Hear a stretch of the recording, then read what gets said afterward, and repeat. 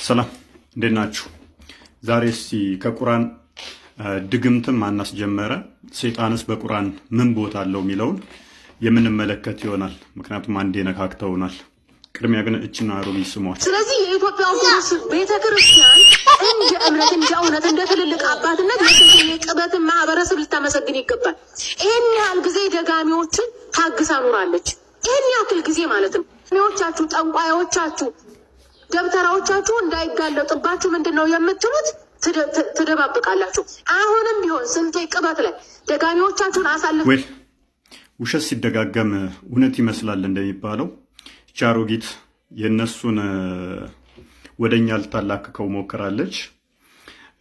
እስቲ ቁርአናቸው ምን ይላል ብለን የፈተሽን እንደሆነ ግን የላሚቷ ምዕራፍ ወይንም ሱራ አልበቀራ ምዕራፍ 2 ቁጥር 102 ላይ አላህ ራሱ ማሩትና ሃሩት የሚባሉ ሁለት መላእክቶችን ልኮ ድግምትን እንዳስተማረ በሱ ፍቃድ እንዳስተማረ የሚናገር አያለ ባልና ሚስትን እንዲያለያዩ አደረጋቸው ማለት ነው፣ አላህ ፈቅዶ ራሱ። ስለዚህ የድግምት ፈቃጁ ራሱ አላህ ነው ማለት ነው። ሌላኛው ግን በጣም የሚያሳዝነው ምዕራፍ 72ኛው ወይንም ደግሞ የሱራ አልጂን የሚባል አለ፣ የጋኔኖች ምዕራፍ ማለት ነው። በእኛ ከመጽሐፍ ቅዱስ ላይ ከኦሪት ዘፍጥረት እስከ ዮሐንስ ራእይ ብትፈልጉ አንድ መጽሐፍ እንኳን የጂኒ መጽሐፍ ወይንም ደግሞ የጋኔን ምዕራፍ የሚባል የለም። አንዲት እንኳን ከመጽሐፍ ቅዱስ ላይ የጋኔን ምዕራፍ የሚባል ሊያመጡ አይችሉም። ድግምት ማለት በባህሪው አንድ ነገር ሲደጋገም ማለት ነው። ለምሳሌ በቤተ ክርስቲያን ውስጥ መዝሙረ ዳዊት ይደገማል። ያ ማለት ጸሎት ማለት ነው። አንዴ ተተጸለየ ችግር የለውም። ሁለተኛ ሲሆን ግን ተደገመ ይባላል። ሶስቴ ሲሆን በቃ ተደጋገመ ይባላል። ስለዚህ በቤተ ክርስቲያን ውስጥ ዳዊት ሊደገም ይችላል። የጸሎት መጽሐፍቶች ይደጋገማሉ። ያ ሲደጋገም ጸሎት ይባላል።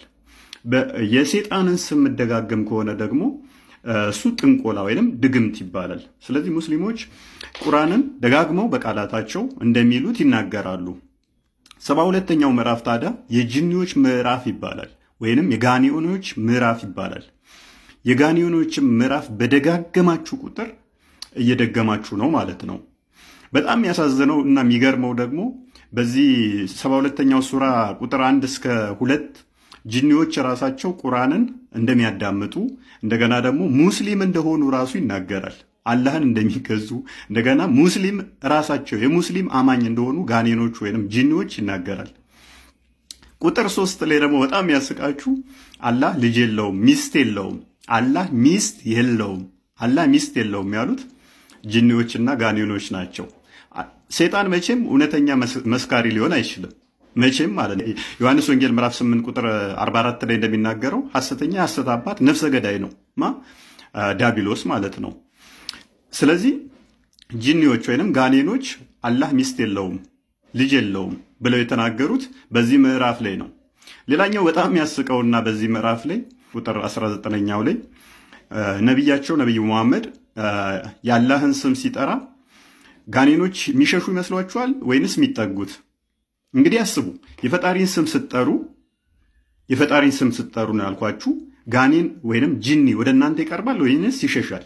ይሄ ማንኛውም ጤናማ አይምሮ ያለው ሰው የፈጣሪውን ስም ሲጠራ ሴጣን እንደሚርቀው ጂኒ ሆነ ጋኔን ሆነ እንደሚሸሻው ነው የሚያውቀው። ነቢዩ መሐመድ ግን ልክ የአላህን ስም ሲጠራ ጋኔኖች ተረባርበው ወይንም አንድነት ተሰባስበው ይቀርቡት ነበረ። ቁጥር 19ኛው ላይ ይናገራል ማለት ነው። ስለዚህ ደጋግመው ይሄንን ምዕራፍ ባሉት ቁጥር ደጋሚ እንደሆኑ እየነገሩን ነው ማለት ነው። በእኛ መጽሐፍ ቅዱስ ላይ ግን አንድም ቦታ ላይ ጂኒ ወይንም ሰይጣን ወይንም ጋኔን ክርስቲያን አማኝ ነው የሚል የለም። ወይንም ደግሞ ስለ ሰይጣን ወይንም ጋኔን የፈጣሪ መስካሪ ሊሆን አይችልም። ምክንያቱም ሐሰተኛ ስለሆነ ኢየሱስ ክርስቶስ ሰይጣንን ከሰዎች ላይ ሲያወጣ ራሱ ስለሱ ሲናገሩ አንተ የእግዚአብሔር ልጅ እውነተኛ እንደሆንክ እናውቃለን ምናምን ሲሉ ዝም በልና ውጣ እያለ ነበረ ሲያባረራቸው የነበረው። እዚህ የነሱ መጽሐፍ ላይ የነሱ ቁርአን ላይ ግን ጋኔንና ጂኒ መስካሪ ነው፣ አማኝ ሙስሊም ናቸው።